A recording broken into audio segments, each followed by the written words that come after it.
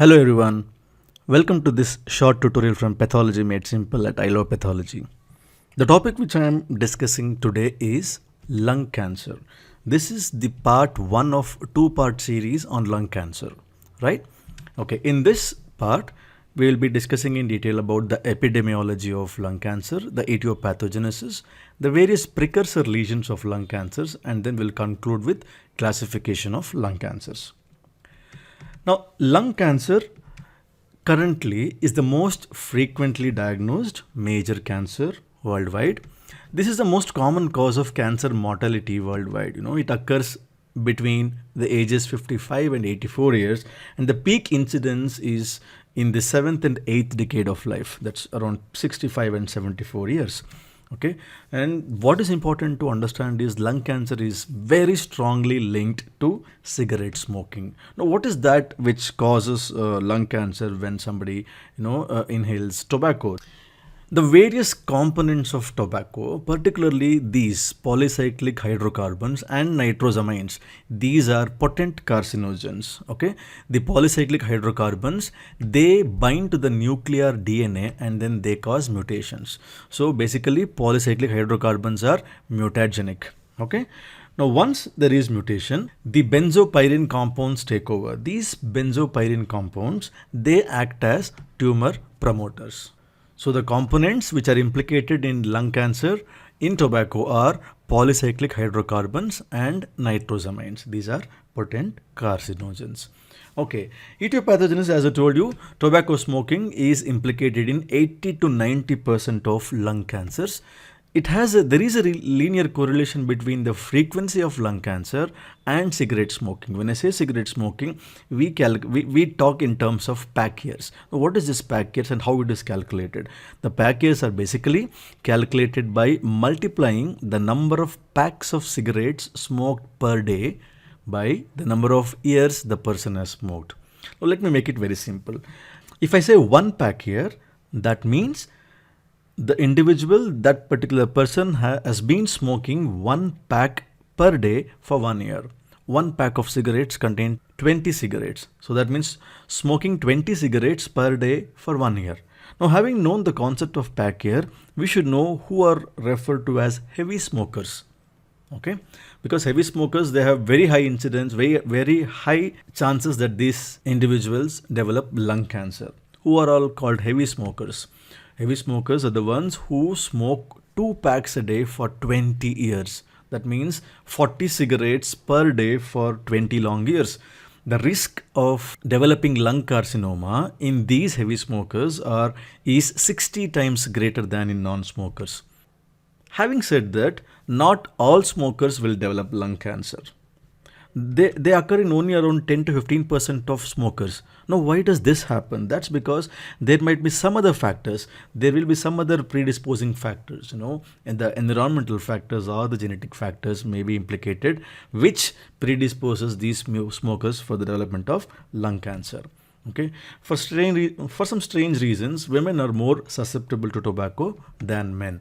Okay, but one thing is very sure: cessation of smoking decreases the risk of lung cancer significantly, but then it does not come back to that of a non-smoker level. Right now, another thing you need to understand is the concept of passive smokers and second-hand smoke. Okay, both of these are same, which basically means that these individuals are exposed to environmental tobacco smoke. Now, nobody knows as to what is the safe level of exposure. There is no safe level of exposure. And the cause of lung cancers in non-smokers is basically because of passive smoking or second-hand smoking. Now, moving on to continuing with etiopathogenesis, the first one what we talked about is tobacco smoking, right? The next one is industrial hazards. What does that mean? Exposure to asbestos, arsenic, chromium, uranium, nickel, and vinyl chloride are implicated in the development of lung cancer. Of course, high-dose ionizing radiation, exposure to high-dose ionizing radiation is implicated in development of cancers because these ionizing radiation are mutagenic. The third one is air pollution. Air pollution per se does not cause lung cancer, but it adds to the risk in smokers. Now, what does that do? Chronic exposure to air particles in smog, they sort of irritate the lung parenchyma, and then they result in long-standing inflammation and repair. And we know that the tissue being inflamed often, they are at increased risk of development of cancer. Now, moving on further, acquired mutations. What are these? These mutations are driver mutations. These are oncogenic driver mutations, which means to say that these are the mutations which leads to the development of cancer, which leads to the progression of cancer. What are the mutations which we see in lung cancer? Before that, let us see the concept. Lung cancers, for a clinician, he wants to know whether he is dealing with a small cell cancer or a small cell carcinoma or a non-small cell carcinoma. Okay, because small cell carcinomas are susceptible to radiation treatment.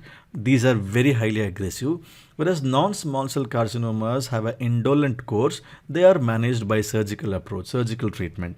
Okay, among non-small cell carcinomas, you have adenocarcinoma and squamous cell carcinoma. Small cell carcinoma has the highest mutational burden. These cancers are the ones which have many mitosis, highest mutational burden. The most common mutation implicated here is TP53 and retinoblastoma. These are tumor suppressor genes. The mutations involving TP53 and retinoblastoma gene. Okay, of course there will be deletion of the short arm of chromosome number 3. Now, adenocarcinoma is the most common type of lung carcinoma. It is the most common type of carcinoma in people who do not smoke at all. Right? So what are the mutations you find in adenocarcinomas? What are the mutations which are implicated in adenocarcinomas? Are gain of function mutations in the genes encoding these things, the epidermal growth factor receptor, the ALK, the BRAF, KRAS mutations. So all these gain of function mutations are implicated in the development of adenocarcinoma. Moving on to squamous cell carcinoma, there will be deletion of the short arm of chromosome number 3 and 9, which is implicated in involvement of this particular gene, CDKN2 gene, CDKN2A gene. Of course, there will be TP53 mutation as in the case of small cell carcinoma. Apart from that, there is also amplification of the gene encoding fibroblast growth factor receptor 1. Okay, these are the mutations in these genes involved in lung cancers. Now, lung cancers in non-smokers or those who never smoke, we have talked about it, right? Those who never smoke, they are exposed for passive smoking or second-hand smoking. Most often found in women, adenocarcinoma is the most common type of lung cancers, those who do not smoke or never smokers. Okay, and they are the ones who are more likely to have EGFR mutations, epidermal growth factor receptor gene mutations, and almost always they do not have KRAS mutations.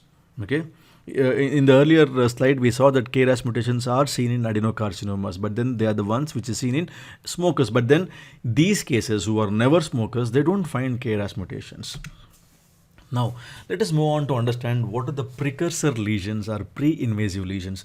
What are precursor lesions? The lesions which might progress towards development of invasive or frank malignancy. But having said that, it does not imply that the progression of cancer is inevitable. Not all precursor lesions progresses to invasive cancer.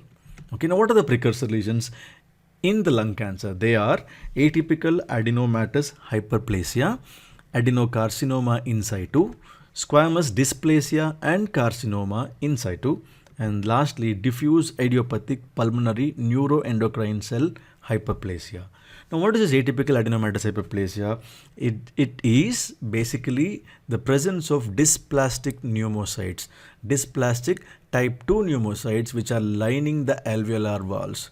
So this is how atypical adenomatous hyperplasia looks like. Look at this.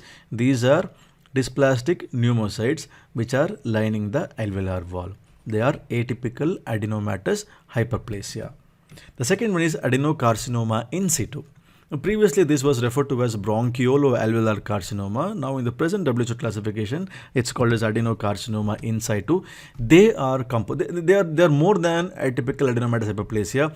They are composed entirely of dysplastic cells. They are cancerous cells. They grow along the pre-existing alveolar septa. Look at this. These are the adenocarcinomatous cell, the malignant cells growing along the alveolar septa.